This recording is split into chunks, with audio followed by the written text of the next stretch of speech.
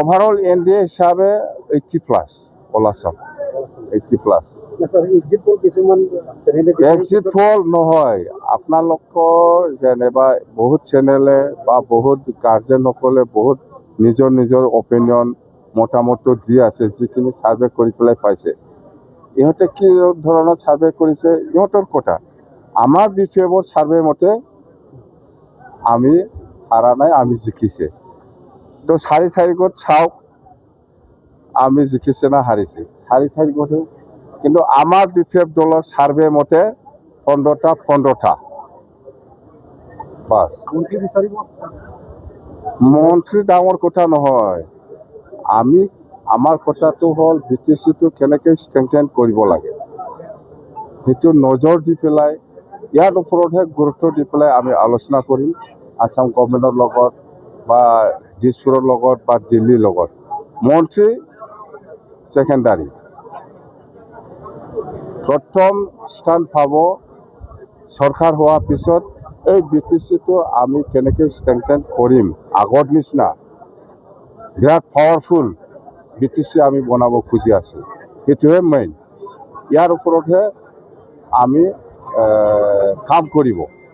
মন্ত্ৰীটো আপুনি দিলেও নিদিলেও একে।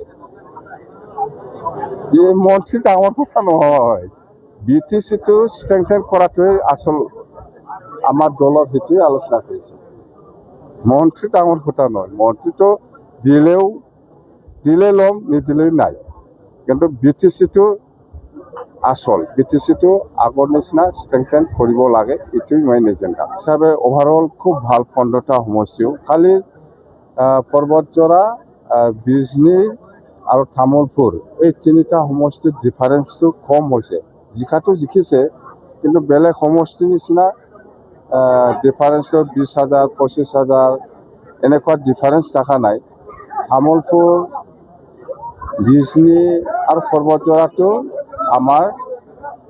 আমাৰ যিখিনি ৰিপৰ্ট দলৰ পৰাই হওক বা LSC ৱাইজ ষ্টেণ্ডিং কমিটিসকলৰ যিটো ৰিপৰ্ট বা যিটো ছাৰ্ভে মানে বুথ লেভেলত ছাৰ্ভে কৰি পেলাই যিখিনি পাইছে দল হিচাপে, আমাৰ বিপিএফ দলৰ ডিফাৰেঞ্চটো কম হৈছে, কিন্তু জিকাটো 100% জিকিছে। ডিফাৰেঞ্চটো 4,000। তামোলপুৰ 4,000 ডিফাৰেঞ্চত আমি জিকি আছোঁ, বিজনীটো 4,000, পৰ্বতজৰাও 4,000 ডিফাৰেঞ্চ। ইয়াতকৈ আৰু তলত যাব নোৱাৰে। মই বাৰে সুধিছিলোঁ আমাৰ দলৰ কৰ্মীসকলক বা ষ্টেণ্ডিং কমিটিৰ প্ৰেচিডেণ্ট ছেক্ৰেটাৰী বা ব্লক লেভেল